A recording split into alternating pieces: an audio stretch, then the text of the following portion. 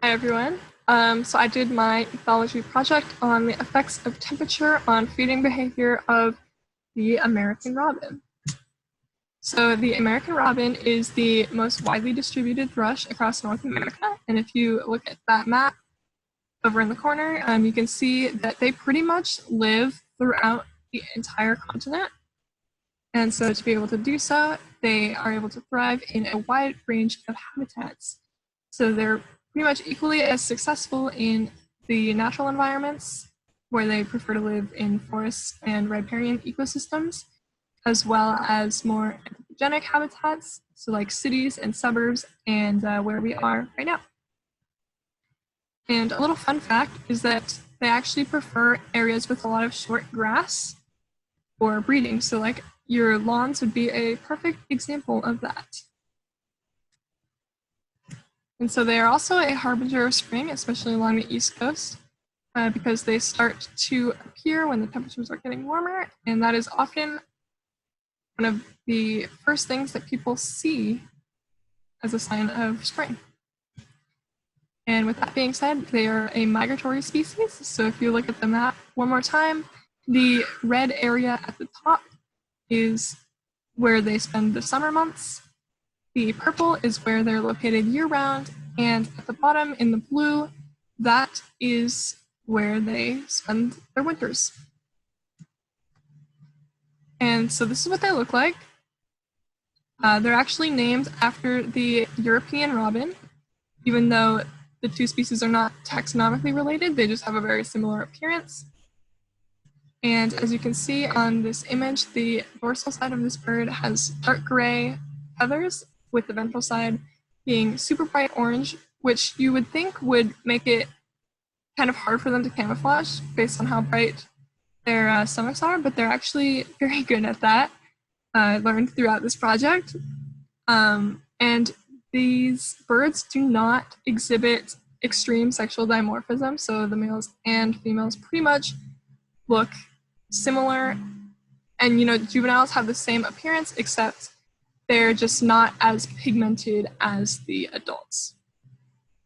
And so the average length of this bird is between 23 and 27 centimeters long, which is actually fairly large for a bird with this diet.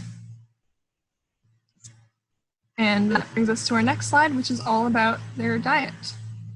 So the American robin consumes both invertebrates and fruits, with some of their favorite invertebrates being earthworms and adult lepidopterans. They do eat insects in general as well, but in one of the articles I read, it talked about how they would almost always prefer to, catch a lepidopteran when compared with just any other insect.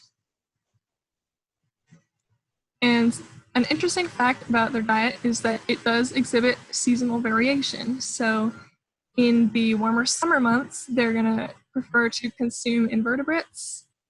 And in the cooler months, they're going to prefer seeds and nuts.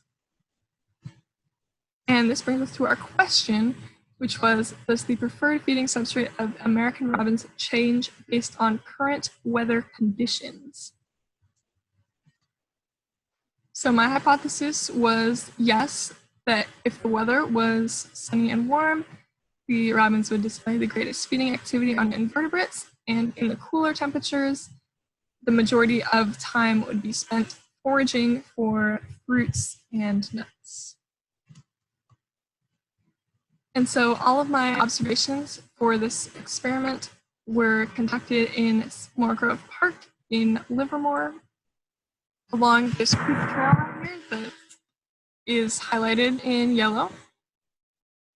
And what I did was I would follow the creek trail until I found an individual, and then I would observe that individual for a while and record the number of pecks they made on either the ground or trees and shrubbery for over a 1 minute period. And that was assuming that all the pecks conducted on the ground were searching for invertebrates and earthworms. And the pecks on the trees and shrubbery were the robins searching for fruits and nuts. And so here were our results. And as you can see, it does go directly opposite of my hypothesis, but that is okay. And if we look at the chart, you can see in the cooler temperatures, the ground was the preferred feeding substrate, and in the warmer temperatures, the shrubbery was actually the preferred feeding substrate, which is opposite of what we would expect if we were to see like an overall seasonal change. And then if we look at the overall feeding activity on both substrates compared with temperature, we can see that there's not really too much of a correlation, because for the 3 of the 4 observations, it all hovered around 2 pecks per minute per individual, except on the 66-degree day where there was a giant spike in feeding activity. And this was actually one of the first days of quarantine when, people were not out for walks all the time, so there wasn't a ton of people in Sycamore Grove Park that day, but there was noticeably higher bird activity that day. So with that being said, we can assume that the behaviors exhibited by these birds depend more on factors caused by like human presence than it does based on things like temperature. And so although this is what I saw in the field, I would assume that I don't want to make conclusions based on speculation, but I would guess that if we included more observation periods and temperatures and more individuals in the study, it would show like an overarching seasonal change. But since these observations were conducted in February and March, which is still fairly early in the year, there was a lot more fruits and nuts that were available to them to eat as compared with insects.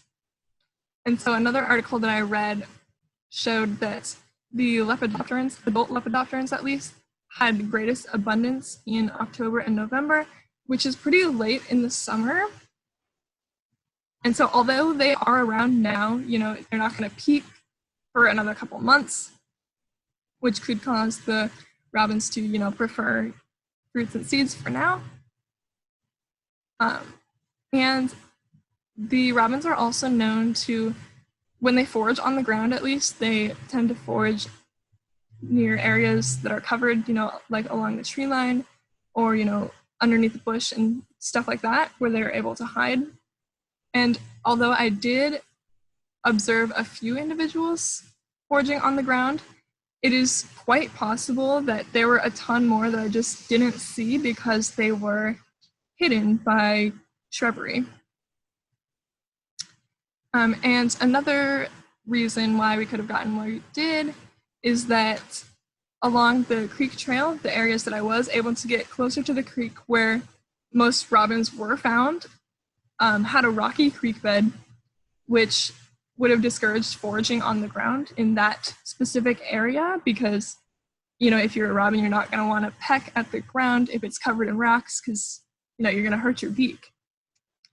And also, as we learned when we did our annelids lab, earthworms, they like the soil and they're probably not going to be hanging out, or not too many of them are going to be hanging out in an area that's primarily rocks. And so what does this all mean? Like, what can we gather from this? So even though robins are considered a species of, like, with population of least concern by the IUCN, so like they're not endangered or anything, a warming of global temperatures is still going to affect everyone.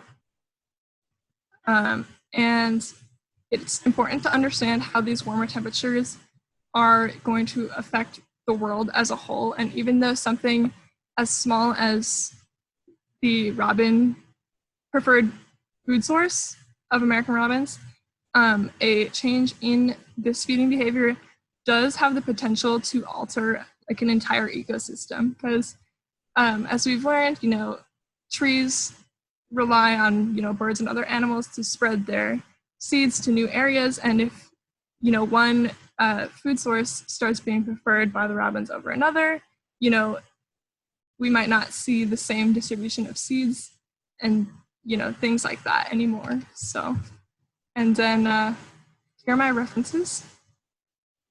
And yeah, thanks.